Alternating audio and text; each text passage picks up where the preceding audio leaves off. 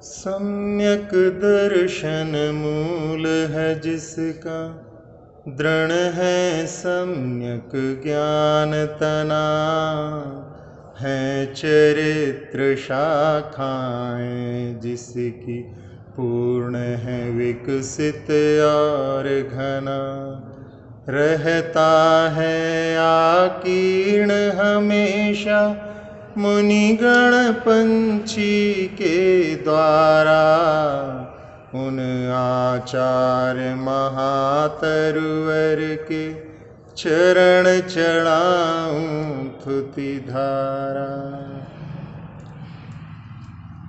ध्यान के लिए आसन को लगा करके बैठ जाएं। ज्ञान मुद्रा में अपने दोनों हाथों को रखते हुए रीढ़ की हड्डी सीधी रहे, पूरे शरीर को ढीला छोड़ दें। माथे को ऐसा जैसे कि प्रेस किया हुआ कपड़ा बिना सलों का रहता है।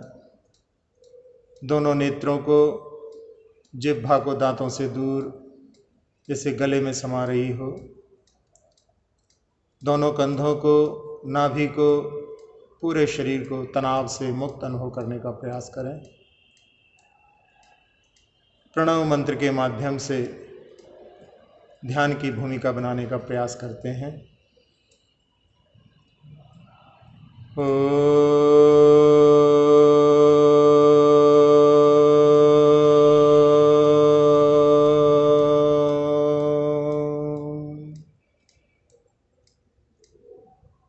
ओंकार प्रणव मंत्र के माध्यम से मन ध्यान की भूमिका में पहुंच चुका है।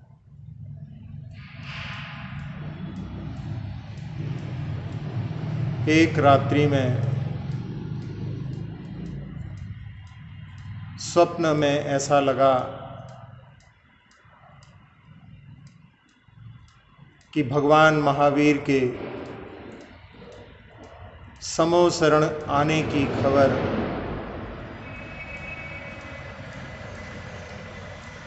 राजन के पास में आई।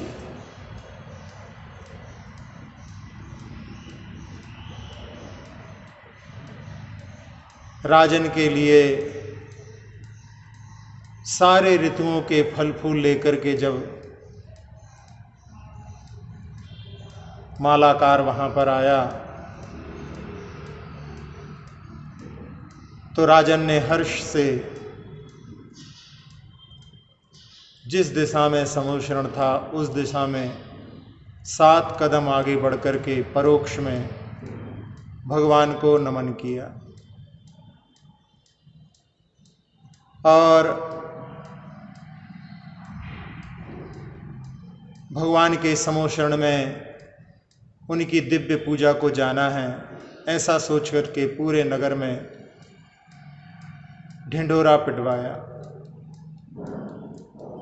सारे नगर के वासी बड़े उत्साह के साथ में भगवान के समोशरण के दर्शन करने के लिए जाने लगे। जहां देखो वहां जन सैलाब उमड़ रहा था और एक ही दिशा में सबकी गति।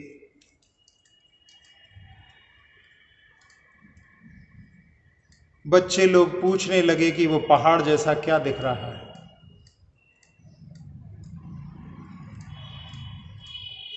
जो लोग जानकार थे उन्होंने कहा कि हाँ, वही समोशरण है जहां से तीर्थंकर महावीर उपदेश देते हैं।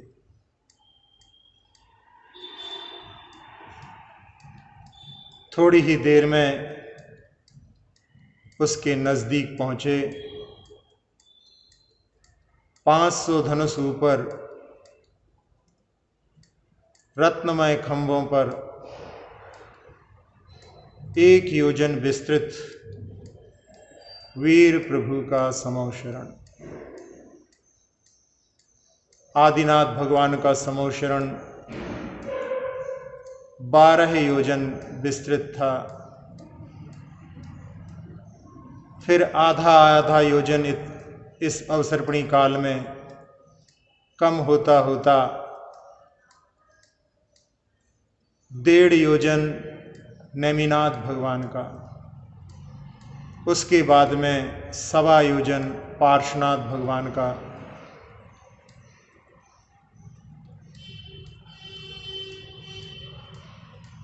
चारों ओर सीढ़ियां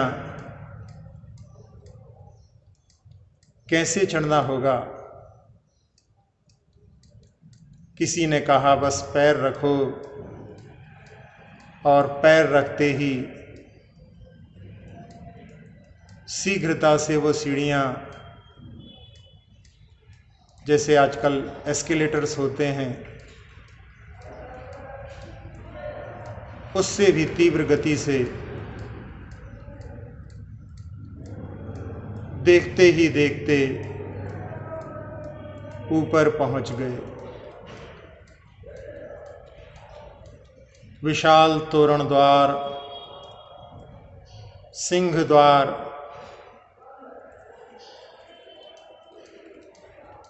तीन मंजिला गगनचुंबी अद्भुत मीनारों और गुंटियों से सुसज्जित। दूर से ही दिख रहा है चारों ओर विशाल परकोटा। यहाँ सुरक्षा की कोई बात नहीं, केवल शोभा का सूचक है। पंचवर्ण की अद्भुत संरचना, इतनी सुंदर आकृतियां, बारीक नक्काशी,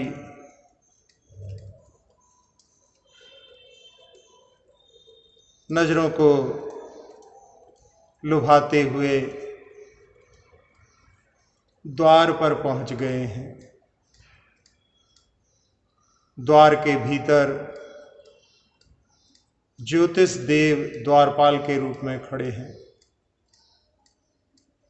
कुछ बच्चे भयभीत होने लगे, कहा घबराओ नहीं, ये भगवान का समो शरण है, सभी को समान रूप से शरण मिलती है। यहाँ प्रवेश के लिए किसी के लिए कोई गेट पास की आवश्यकता नहीं, बस दर्शक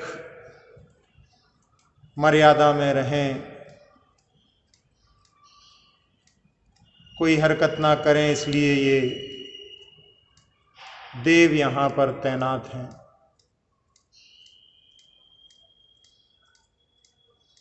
द्वार को पार करते ही दोनों ओर दिख रहे हैं बड़े बड़े धूप घट, जिनसे निकलती हुई सुगंधित धुएं पर भंवरे मंडरा रहे हैं। सुगंध चारों ओर फैल रही है। इतनी मनमोहक सुगंध जीवन में पहली बार अनुभूत हो रही है। दोनों ओर अष्टमंगल द्रव्य सजे हुए हैं। चामर, दर्पण, झारी, कलश, सिंहासन, ठौना, छत्र, पंखा जिसे बीजना भी कहते हैं, और बगल में चौकोर गड्ढों में बड़ी बड़ी गाड़ियां। ये अक्षय 9 निधियां हैं। इनसे जो चाहो प्राप्त कर सकते हैं, लेकिन हमें कुछ लौकिक आकांक्षा नहीं, हमें तो परमात्मा की निधि से मतलब है।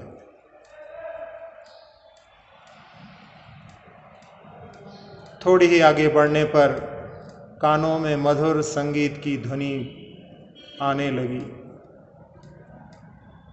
ये रंगशालाएं हैं। यहाँ भवनवासी देवों की देवांगनाएं 32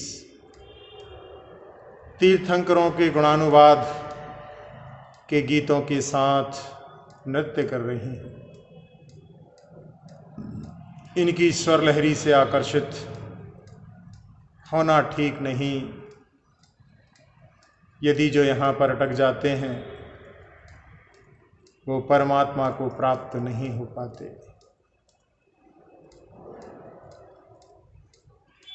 आगे दिखाई दे रहा है ऊंचा मानस्तंभ, बीचों बीच रास्ते में। इसकी ऊंचाई परमात्मा से 12 गुनी है।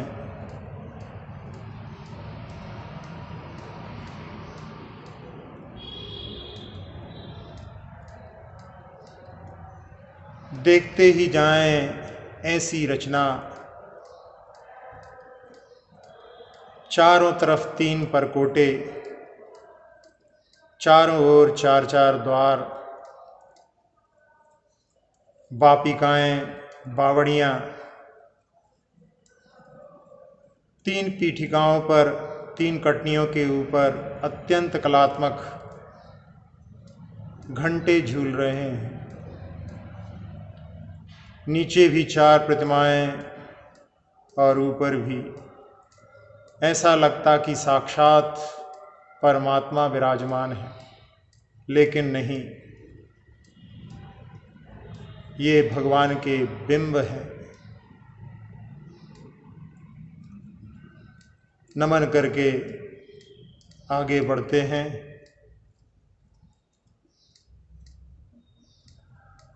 आगे कुंड मिलता है।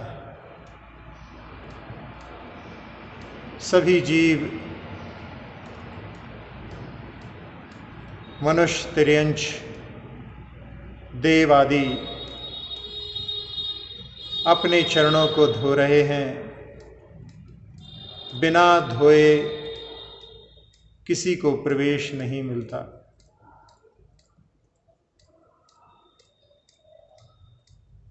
पाप छोड़ने के लिए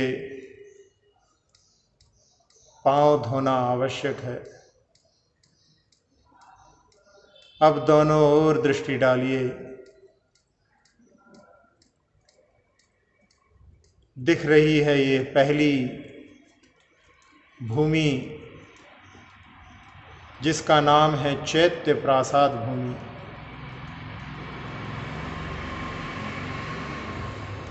पांच प्रासाद, ऊंची ऊंची अट्टालिकाएं, जिनके स्थापत्य और कला को और कहीं नहीं देख सकते। अद्भुत सुंदर ये इमारतें,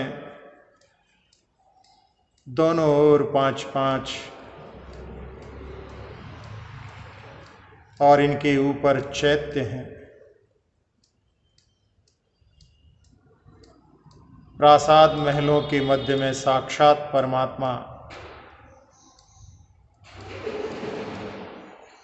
10 प्रासादों के बीच में ये चैत्य हैं।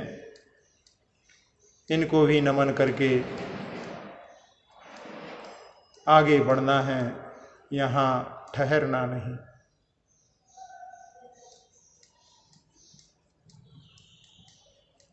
अब बीच में विभाजित करती हुई भूमियों को वेदी दिखाई दे रही है।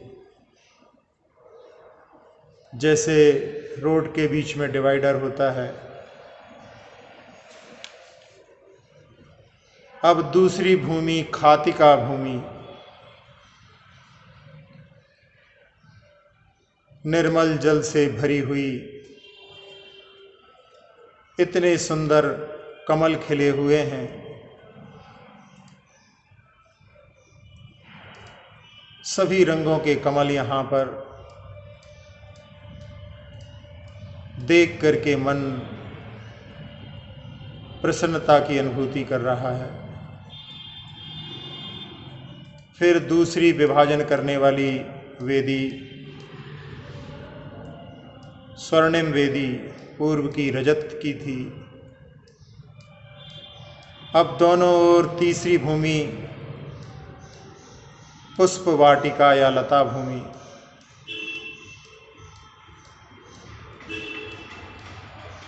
अनेक महल भी बने हुए हैं। यहाँ पर पुन्नाग, माधवी, पारिजात की लताएं, मन को मोहने वाली,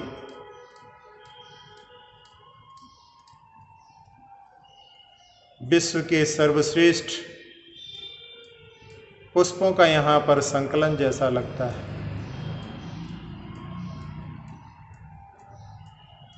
इस स्वर्गीय वाटिका के आगे सारे संसार की सारी वाटिकाएं फीकी हैं। वहाँ पर एक सूर्ययुगल क्रीड़ारत दिखाई दे रहा है। हमें यहाँ पर अटकना नहीं, आगे बढ़ना है। फिर ऊंची दीवार, अब बेदी नहीं, ये दूसरा परकोटा। यहाँ यक्ष, व्यंतरों के प्रतिनिधि खड़े हुए हैं। इनसे भी घबराने की कोई आवश्यकता नहीं। यदि अपन संयमित हैं तो दूसरों से कैसा भय। आगे बढ़ते हुए यहाँ पर भी वैसा ही कोट, लेकिन यह स्वर्णमयी है। वह पंचरत्नमयी था। यहाँ पर भी धूप घट, मंगल द्रव्य, नवनिधियाँ और देवांगनाओं का नृत्य भी। कुछ लोग यहाँ पर भी रुक जाते हैं, लेकिन हमें तो परमात्मा के दर्शन करना है, आगे बढ़ना है।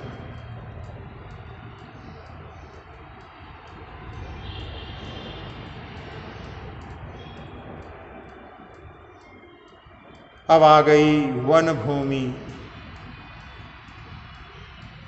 पूर्व में चंपक, अशोक, सप्तपर्ण, आम्रवन, साथ साथ अनेक भवन भी दिखाई दे रहे हैं। इनमें देव विराजमान रहते हैं।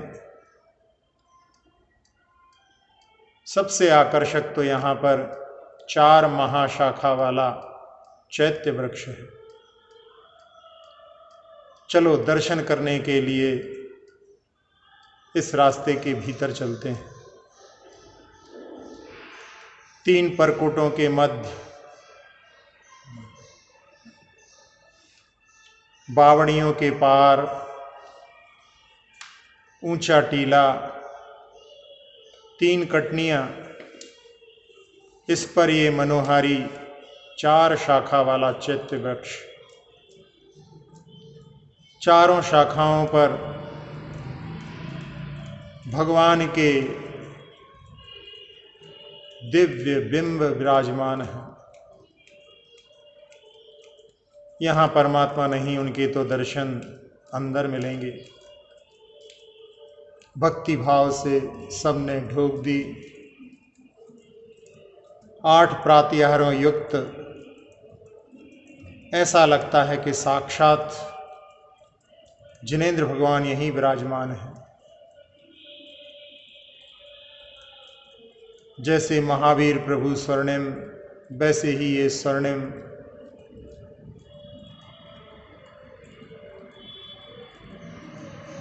कुछ लोग भ्रमित हो जाते हैं, लेकिन नहीं, ये जिन बिंब हैं।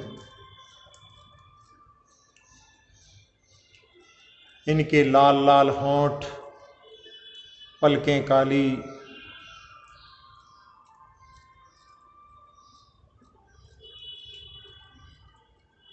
नाखून, हाथ, पैर, तल, संपूर्ण शरीर भगवान जैसा।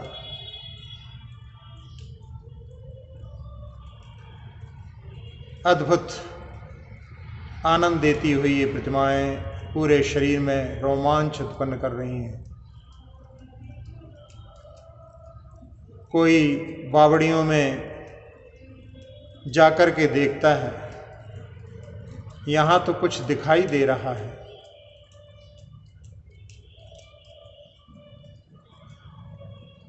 कोई बोला यहाँ पर अतीत के 3 भव, भविष्य के 3 और 1 वर्तमान का, ऐसे 7 भवों का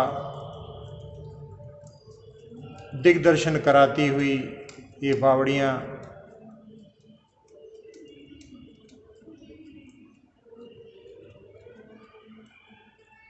स्नान करने पर पूर्ण जीवन वृत्त भी मिल सकता है।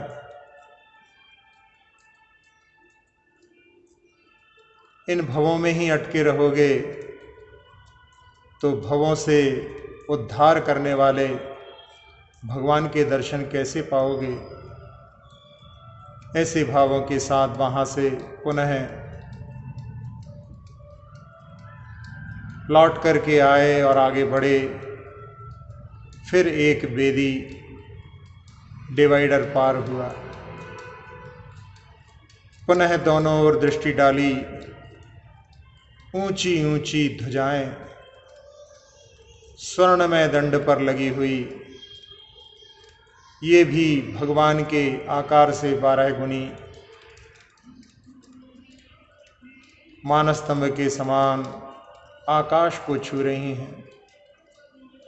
10 प्रकार की ध्वजाएं, इन पर अलग अलग चिन्ह बने हुए हैं।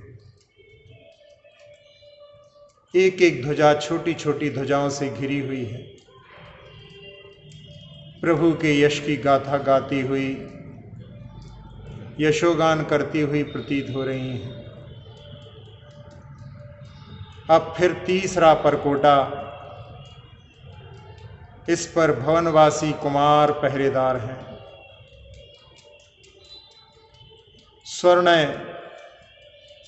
स्वर्ण में यहाँ पर भी वैसा ही धूप घट, अष्टमंगल द्रव्य, नवनिधियाँ और देवांगनाओं की रंगशालाओं से आती हुई ध्वनि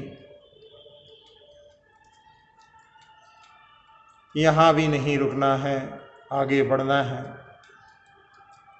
और दिखने लगी है अब कल्प वृक्ष भूमि।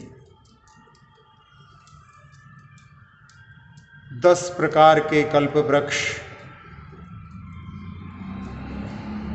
जब अवसर्पणी के पहले, दूसरे, तीसरे काल थे, तब ऐसे ही कल्प वृक्ष हमारे यहाँ भी होते थे। उनसे सारी सामग्रियाँ प्राप्त होती थीं। इनसे भी हमें कुछ नहीं चाहिए। ऐसे कल्प वृक्षों को तो अनंतों बार प्राप्त किया।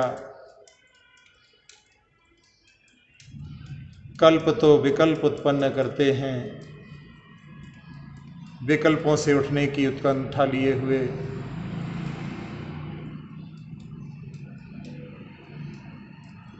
आगे बढ़ने का मन होता है। लेकिन कुछ यहाँ भी देखने लायक है। यहाँ बीच में कुछ उठाव सा दिखाई दे रहा है। यह एक विशेष वृक्ष, सिद्धार्थ वृक्ष, ये भी चैत्य वृक्ष जैसा ही दिखाई दे रहा है। यहाँ पर भी भगवान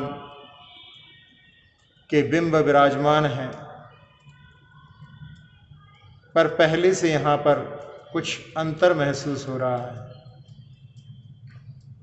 यहाँ 8 प्रातिहार नहीं है, क्योंकि ये सिद्ध प्रभु के बिंब हैं, इसीलिए इसका नाम सिद्धार्थ वृक्ष है। 3 प्रदक्षिणा करके गदगद भावों से भरकर भगवान को साष्टांग प्रणाम करते हुए किसी ने उनकी बावड़ियों में झांकने का प्रयास किया, लेकिन यहाँ पर अपने भवों का दिग्दर्शन नहीं हो रहा। यहाँ पर पहले जैसा अतिशय नहीं है।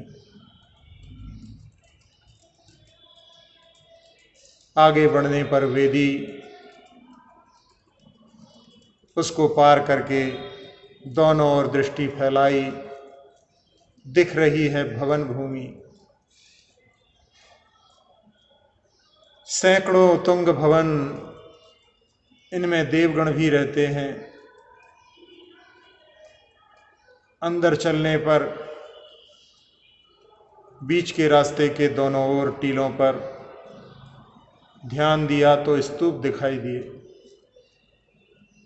9 उत्तुंग स्तूप पद्मरागमणि की लाल लाल अरहंत और सिद्धों की प्रतिमाएं हैं।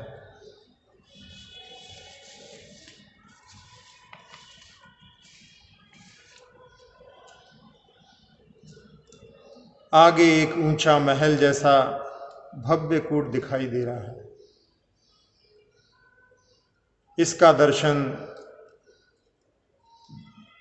अभव्य नहीं कर सकते। आंखें चुंधिया जाती हैं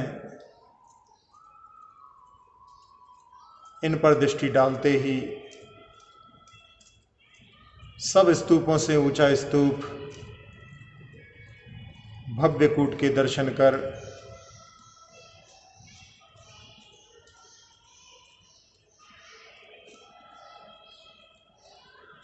आगे बढ़ने को हुए कि बताया कि इन भवन भूमि में ही जब दिव्य ध्वनि का समय नहीं होता तब यहाँ पर शुद्ध केवली उपदेश देते हैं। अनेक मुनि चर्चा करते हैं और केवली भी उपदेश देते हैं। वापस मुख्य मार्ग पर आकर दिखने लगा चौथा कोट स्फटिक मणि का। यहाँ पर कल्पवासी देव रक्षक के रूप में विराजमान हैं। यहाँ पर भी वैसी ही पूर्व जैसी सुगंध आ रही है धूप घटों से। मंगलमय अष्टद्रव्य, नवनिधियाँ, रंगशालाओं से आती हुई मधुर धुनियाँ,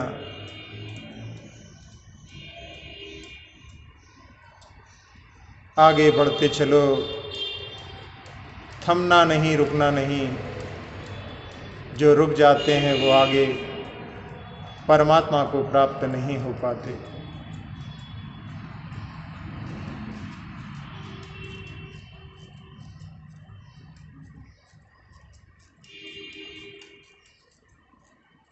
सातवीं भूमि तक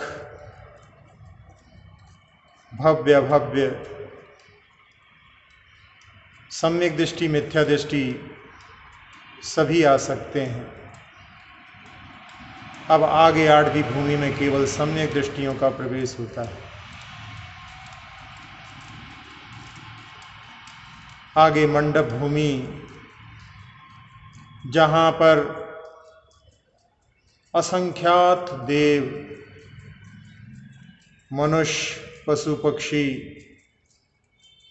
सभी यहाँ पर विद्यमान हैं। यही है समौशरण की श्री मंडप भूमि। यहाँ 12 सभाएं गोलाकार, बीचों बीच 3 पीठ पर साक्षात विराजित भगवान महावीर।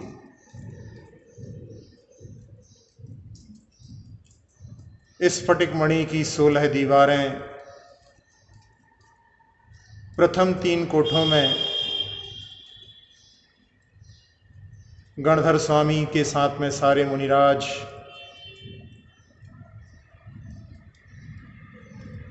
कल्पवासिनी देवियां और आरिकाओं के साथ में सारी नारियां। फिर रास्ता आता है और अगले 3 कोठों में ज्योतिष्क देवियां, व्यंतर देवियां और भवनवासी देवियां। फिर रास्ता अगले 3 कोठों में भवनवासी देव, व्यंतर देव, ज्योतिष्क देव। पुनः तीसरा रास्ता और इसके बाद कल्पवासी देव, मनुष्य और तिर्यंश। ऐसे 12 सभाओं में सारे जीव विद्यमान हैं। चातक की तरह दृष्टि लगा करके सभी भगवान को एक टक देख रहे हैं। तीर्थंकर प्रभु का प्रभाव, सभी जीव कलुषता से रहित, शांत, भगवान को एक टक निहार रहे हैं। 3 वेदियों पर चारों ओर 16 सीढ़ियां, ध्वजाएं लगी हुई हैं। चारों ओर यक्षेंद्र धर्म चक्र लेकर के खड़े हुए हैं। दूसरी पीठ पर ध्वजाएं, धूपघट और अष्टमंगल द्रव्य। तीसरी पीठ पर भी ध्वजाएं लहरा रही हैं। ऊपर सिंहासन, उसके ऊपर कमल और उसके 4 अंगुल ऊपर वर्तमान शासन नायक महावीर स्वामी।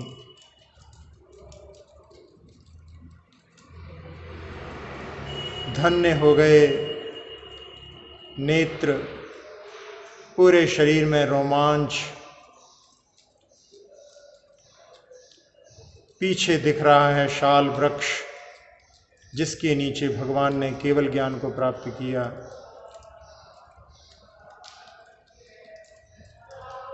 यहाँ पर वो अशोक वृक्ष के रूप में जाना जाता है।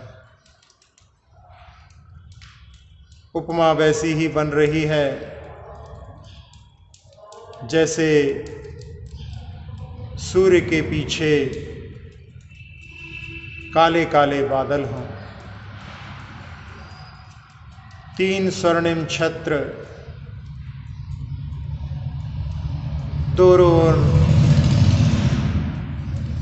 दोनों ओर चंवर ढोरे जा रहे हैं।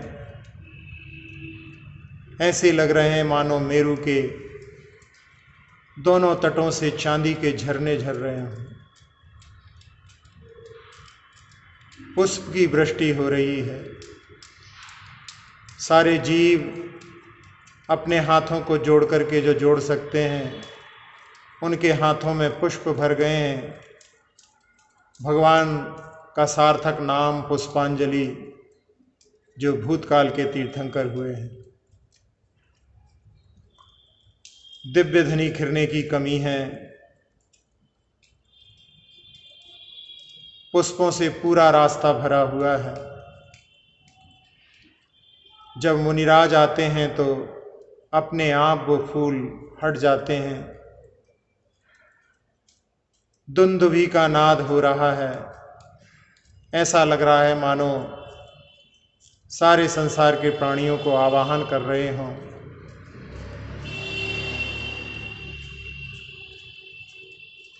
आठ प्रातिहारों से युक्त प्रभु की छवि का दर्शन करते हुए मन मयूर के समान नाच रहा है।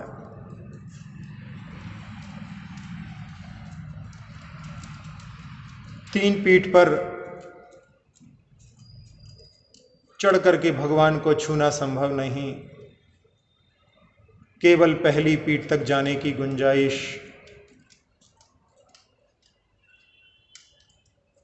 गणधर स्वामी के साथ में 12 सभाएं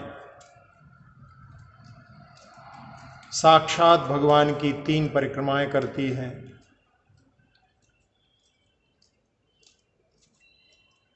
जीवन सफल हुआ,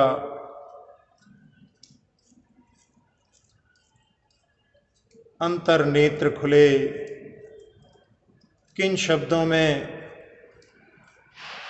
अपनी खुशी को बयान करें। धन्य हो प्रभु। भगवान के आभा ने सारी 12 सभाओं को अपने आगोश में व्याप्त कर लिया है। वो आभा मंडल ब्रह्मरंध्र के माध्यम से, सिर के सबसे ऊपरी भाग के माध्यम से मस्तक में प्रवेश करके मन के सारे विकारों को, राग द्वेष आदि विकारों को शांत कर मन को शांति से भर चुका है। नेत्रों को, नासिकाओं को, मुख को, कर्ण को निर्विकार बना करके मुख को चंद्रमा के समान चमका दिया है। कंठ के विकार, फेफड़ों के विकारों को दूर करके स्वस्थ कर चुका है। हृदय की एक एक धमनी को स्वच्छ करते हुए आनंद और आह्लाद से भर चुका है। छोटी आंत, बड़ी आंत, किडनी, लीवर आदि सभी अंतरंग अवयवों को प्रक्षालित करके स्वस्थ बनाते हुए मेरुदंड, पीठ, कमर की सभी तकलीफों को नष्ट करते हुए, दोनों कंधों की पीड़ाओं को हरते हुए हाथों में प्रवेश कर रहा है। टिहनी तक, कलाई तक, उंगलियों के पौरे तक पहुंच करके उस आभा मंडल ने जंघाओं को, घुटनों की सारी पीड़ाओं को हरते हुए पिंडलियों को, टखनों को, एड़ियों को, तलवों को, अंगूठे से सभी उंगलियों को अपने आगोश में लेकर पूरे शरीर को, पूरे शरीर की त्वचा को, एक एक प्रदेश को निर्विकार, निरामय, निरोगी बना दिया है। सारे संसार को भगवान की आभा का लाभ मिले, ऐसी भावना से दोनों हाथों से जो आभा मंडल ऊपर से बरस रहा है, पूरे लोक में फैलते हुए देखिए। सुखी रहें सब जीव जगत के, कोई कभी ना घबरावे। सुखी रहें सब जीव जगत के, कोई कभी ना घबरावे। सुखी रहें सब जीव जगत के, कोई कभी ना घबरावे। पूरे लोक में भगवान के आभा मंडल ने शांति का वातावरण बना दिया है। भगवान को निहारते हुए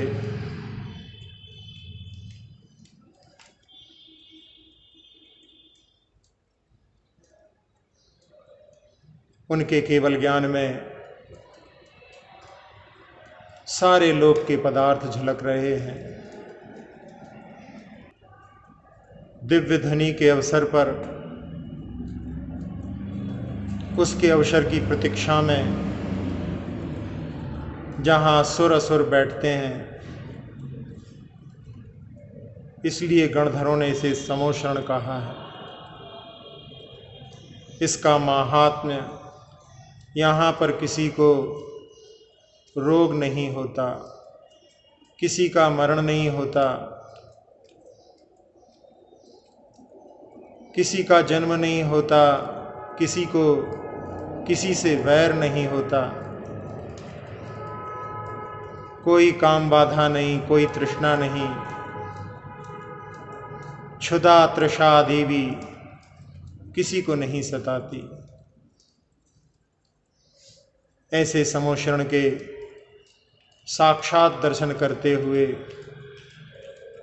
नेत्र बंद करके भी वो अष्ट प्रातिहारों से युक्त भगवान धारणा में ऐसे बस जाएं कि जब भी नेत्र बंद करें तो भगवान का प्रतिबिंब साक्षात अनुभव हो।